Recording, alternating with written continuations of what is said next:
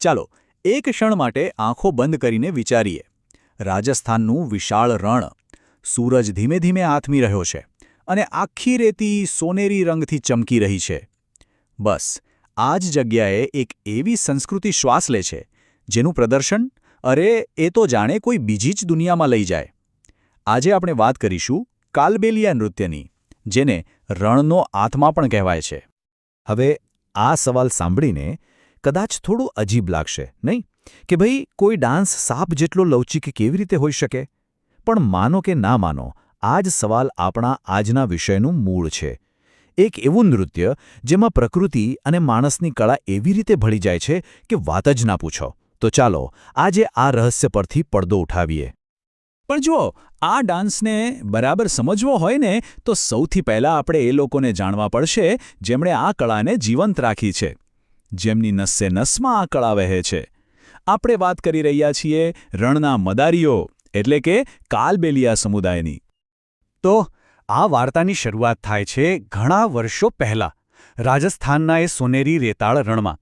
અહીં એક એવો સમુદાય રહેતો હતો જેઓ વિચરતું જીવન જીવતા. મતલબ, એમનું કોઈ એક પાક્કું ઘર નહોતું. આખું રણ જ એમનું ઘર, એમનું આંગણું. અને આ સમુદાયને જ દુનિયા કાલબેલિયા નામે ઓળખે છે. એમને સાપેરા કે મદારી પણ કહેવામાં આવે છે. એમનું કામ શું હતું? તો એમનો પરંપરાગત વ્યવસાય હતો સાપ પકડવાનો, અને સાપ વિશેનું જે જ્ઞાન એમની પાસે હતું એને પેઢી દર પેઢી સાચવીને આગળ વધારવાનો. હવે આ વાત છે ને એ બહુ જ ઊંડી છે. એમના માટે સાપ ફક્ત એક પ્રાણી નહોતો, એ તો દેવ સમાન હતો. આનો મતલબ એ થયો કે એમનો અને સાપનો સંબંધ ખાલી કામ પૂરતો નહોતો. એ એકદમ આધ્યાત્મિક જોડાણ હતું, એક ઊંડો આદર હતો. અને બસ આ જ આદરભાવ છે ને એ એમની દરેક કળામાં, ખાસ કરીને એમના નૃત્યમાં દેખાય છે. તો ચાલો હવે આપણે ફરીથી એ જ રણમાં પહોંચી જઈએ. કલ્પના કરો એક એવી સાંજની જ્યાં આ આખી સંસ્કૃતિ પોતાના સૌથી જીવંત, સૌથી સુંદર રૂપમાં આપણી સામે આવવાની છે. જુઓ, ધીમે ધીમે સૂરજ ડૂબી રહ્યો છે. દિવસભર તપેલી રણની રેતી હવે ઠંડી પડી રહી છે, અને બરાબર વસ્તીની વચ્ચે એક મોટો તાંપણો સળગાવવામાં આવે છે. ધીરે ધીરે આખો સમુદાય એ તાંપણાની આસપાસ ભેગો થઈ રહ્યો છે. આ કોઈ સામાન્ય મેળાવડો નથી, આ તો એક ઉત્સવ જેવો માહોલ છે. અને બસ પછી શરૂ થાય છે સંગીત. કાલબેલિયા સમુદાયના પુરુષો પોતાના વાજિંત્રો જેમ કે પૂંગી, ઢોલક અને ખંજરી હાથમાં લે છે. અને જેવી પૂંગી વાગવાની શરૂ થાય છે, એનો એક ખાસ ભેદક સૂર આખા શાંત રણમાં ગુંજવા લાગે છે. અરે આ એ જ સૂર છે જેણે સદીઓથી સાપને પણ મંત્રમુગ્ધ કર્યા છે. અને બસ એ સંગીતની સાથે જ એક ક્ષણ આવી જાય છે જેની બધા રાહ જોઈ રહ્યા હોય છે. હવે બધાનું ધ્યાન કેન્દ્રિત થાય છે નૃત્ય કરનારી મહિલાઓ પર. કલ્પના કરો, એક પછી એક મહિલાઓ નૃત્ય માટે આગળ આવે છે. એમણે કાળા રંગના ઘાઘરા ચોળી પહેર્યા છે જેના પર અરીસાઓ અને રંગબેરંગી ભરતકામ કરેલું છે. અને તાપણાના પ્રકાશમાં એમના પોશાક પર લાગેલા આભલા જાણે કે હજારો તારાઓની જેમ ચમકી રહ્યા છે. એમનો દેખાવ જ એટલો પ્રભાવશાળી છે. અને પછી જેમ જેમ સંગીતનો તાલ અને લય તેજ થતા જાય છે, તેમ તેમ એમની હલચલ શરૂ થાય છે. જાણે એ સંગીત એમના શરીરમાં ઉતરી ગયું હોય.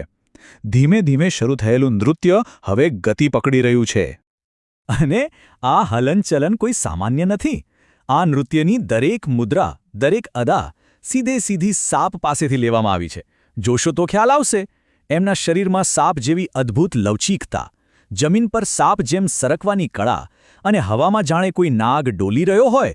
બસ આ જ તો કાલબેલિયા નૃત્યનો આત્મા છે. અને જ્યારે સંગીત અને નૃત્ય બંને પોતાની ચરમસીમાએ પહોંચે છે, ત્યારે જોનારાઓને એવું જ લાગે છે જાણે રણમાં કોઈ કાળો નાગ ડોલી રહ્યો હોય. ગતિ અને લવચીકતાનું એવું અદ્ભુત મિશ્રણ જોવા મળે છે કે એક ક્ષણ માટે તો નૃત્ય કરનાર અને સાપ વચ્ચેનો ફરક જ ભૂલી જવાય છે. પણ એક મિનિટ, આ જે આપણે જોયું એ ફક્ત એક સાંજનું મનોરંજન કે એક ડાન્સ પરફોર્મન્સ નથી. આની પાછળ એક ઘણો ઊંડો સાંસ્કૃતિક અર્થ છુપાયેલો છે. આ એક જીવંત વારસો છે. તો પછી આ નૃત્ય શું છે? આ એમની સંસ્કૃતિ અને પ્રકૃતિ માટેના એમના ઊંડા પ્રેમની અભિવ્યક્તિ છે. આ એમના જીવન જીવવાની રીત છે. પ્રકૃતિ સાથેનો એમનો સંબંધ છે, અને ખાસ કરીને સાપ માટેનો એમનો આદર છે. એમની દરેક મુદ્રા જાણે એક આખી વાર્તા કહી જાય છે. અને આટલી અદ્ભુત કળાની નોંધ માત્ર સ્થાનિક સ્તરે જ નહીં પણ આખી દુનિયાએ લીધી. ખાસ કરીને વર્ષ 2010માં આ વર્ષે એમને એક એવું મોટું સન્માન મળ્યું જેણે આ સમુદાય અને એમની કળાના ભવિષ્યને એક નવી જ દિશા આપી દીધી. એ સન્માન હતું યુનેસ્કો તરફથી. યુનેસ્કોએ કાલબેલિયા નૃત્યને માનવતાની અમૂર્ત સાંસ્કૃતિક ધરોહર તરીકે જાહેર કર્યું. હવે સમજો, આ ખાલી એક એવોર્ડ નથી. આજના સમયમાં જ્યારે આવી ઘણી બધી પરંપરાઓ ધીમે ધીમે ભૂલાઈ રહી છે, ત્યારે આ સન્માન એમની કળાને જીવંત રાખવા માટે એક સુરક્ષા કવચ જેવું કામ કરે છે. તો કાલબેલિયાની આ આખી વાત આપણને એક મોટા સવાલ પર લાવીને મૂકે છે. વિચારો કે જ્યારે સમય બદલાય છે, જૂની જીવનશૈલીઓ પાછળ રહી જાય છે, ત્યારે શું આ નૃત્ય અને સંગીત જેવી કળાઓ જ છે જે કોઈપણ સંસ્કૃતિના આત્માને જીવંત રાખે છે અને તેને આવનારી પેઢીઓ સુધી પહોંચાડવાનું કામ કરે છે? આના પર વિચારવા જેવું છે, ખરું ને?